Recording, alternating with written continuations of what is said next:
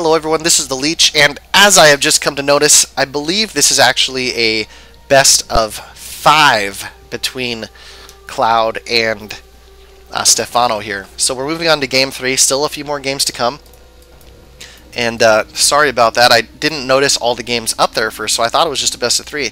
And then I noticed there was more games. So here we go, moving into Game 3 in a best of 5 between the pink Zerg at the top left corner of Tal'Darim Altar, Stephano, part of Team Millennium, and the red Terran here in the bottom left corner of Tal'Darim Altar, part of Team Meteor Maker, Cloud. So Stephano has taken the first 2 games, and he's got to be feeling pretty confident at this moment. He went macro heavy in both games and was able to take them both by just slowly picking away at the Terran army, making sure he was never able to really push out and do mass damage there. So I hope you guys are enjoying the cast. If you are, please subscribe to the Leech StarCraft. I'm slowly getting a few more people every day, and I'm glad people are enjoying the cast. People are giving me helpful hints and all that good stuff, so I'm enjoying them, and it's good to know that people are enjoying the cast as well. Also, you guys should check out diedagain.com. They feature one of my casts every week there, and try to be a little more informational, give a little detail about the play. The last cast that I did for them was Jinro versus another Korean ladder player whose name that I cannot say because it's all in Korean. So you guys should check out that site and look at that stuff as well. They've got a lot of good gaming news there, and they have some very talented writers that are quite hilarious and are very good at presenting the news here. SCVs look like they're trying to get a command center down, but Stephano is rushing around, and it's funny because usually this happens the opposite way, where SCVs will be harassing a drone and trying to make sure that they can't lay down a command center or a hatchery. But the roles have changed slightly there. So Cloud actually deciding to go for, it looked like a 15 command center or 14 command center. Very interesting play by him. The Zerg also, of course, fast expanding. So this could be a very interesting game, and we'll see if... No, I was going to say we'll see if Stephano decides to just take another base, but he takes a spawning pool and a gas. Going to go for that safer play. This is such a large map, though, and so Terran players feel like they can get away with these super fast expands. We'll see if it works out for Cloud in the end. Barracks coming down here at the front of Cloud. I'm going to start his little wall off at this location here as opposed to the choke that would normally be up here. Tal'Darim Altar, such a ginormous map, though. 3 huge Xel'Naga towers in the middle that lead up to this high ground. So really, if Terran can control this middle portion, it can be very advantageous to them. Just getting siege tanks set up all along this area to make sure that the Zerg cannot move his army around as efficiently as he'd like to, and of course the high ground advantage is always preferred. Orbital command now coming down for Cloud here, and I'm sure this other will be started as soon as the command center finishes, and yep, second orbital command on the way. Zerg spawning pool finishes up as well as gas, and starting to get no Zerglings yet. Gonna get his queens out, gonna keep droning. He knows he's a good distance away. One SCV is gonna come start scouting now for Cloud. Second orbital command about to finish up, and Cloud also getting a single refinery at this location in his main. So here comes the SCV scout of Cloud, and since there is no Zerglings out yet, Cloud's going to be able to come in and see both bases, but really not see much more than that. He'll see the spawning pool and the gas coming down, some queens popping out. It's really not going to mean much, but he's going to hang around there probably as long as he can.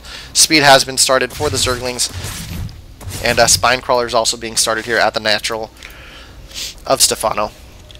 And I'm sorry, I haven't been putting up my name tab every time here. It takes up a lot of space, and I do look at it briefly for the supplies every now and then, but I'm trying not to use it as much as I have been currently because I feel like it takes up a lot of the space and makes us miss a little bit of the action that I am so excited to see. So multiple supply depots coming down for Cloud right now, as he knows that his income is starting to bolster up a little bit, and he's going to start macroing big time. A second rack's now coming down for Cloud, and taking a look at the production tab, both players, a factory is also being laid down, and a third barracks being laid down for Cloud. Zerg speed is about finished up for Stephano, and he is getting a second gas here at this location and getting into the layer tech. So a very solid build that Stephano has. It looks like he's doing just about the same build every time, where he gets his expansion quickly, gets his spawning pool up, but then waits a little bit and gets the gas around the same time. So his speed doesn't come right after the spawning pool finishes, but shortly thereafter he starts the speed and gets 2 queens right after that spawning pool finishes. So it's a really solid play by him. Starts getting those larva injects a lot earlier. Spine Crawler's going to kill another SCV that's trying to poke in there. And always gets his third queen as well to start spreading that creep. I really like that. The creep is so important for Zerg, as everyone knows. And these guys that really are aggressive with spreading it seem to do a lot better in these long macro games, especially where they can defend their bases better because they have more creep. Stim has been started for Cloud. A Baneling nest has been laid down as well for Stephano here at behind his natural expansion. So we'll see when Cloud and Stephano decide to take their thirds. I feel like that's going to be the big impact on the game.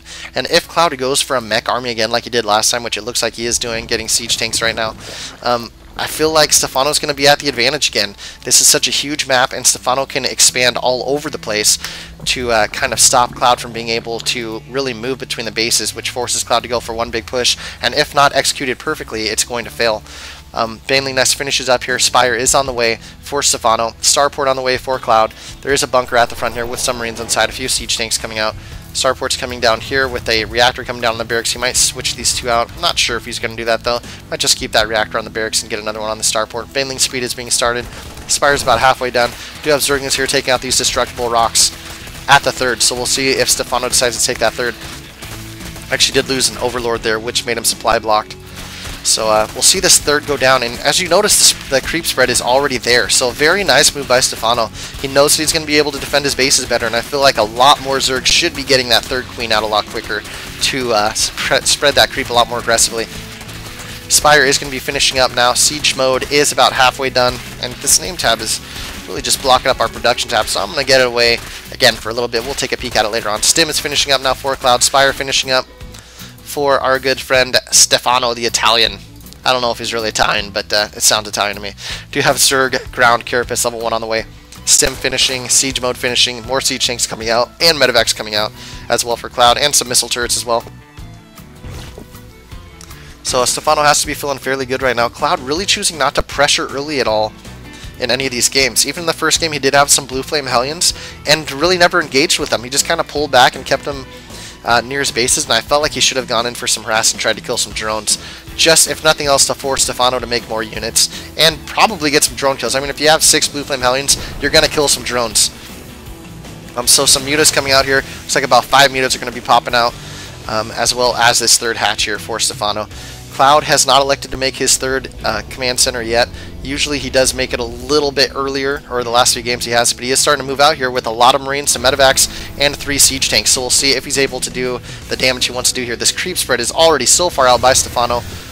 Here comes some mutas to just take a look at this army, but really he's already going to see it because of the creep. So Medivac's going to continue pushing in here, and they actually... Oh, lots of Zerglings and Banelings coming in when the siege is not sieged up. Those siege tanks, huge damage, losing all the siege tanks there of Cloud, and that really hurts him right now.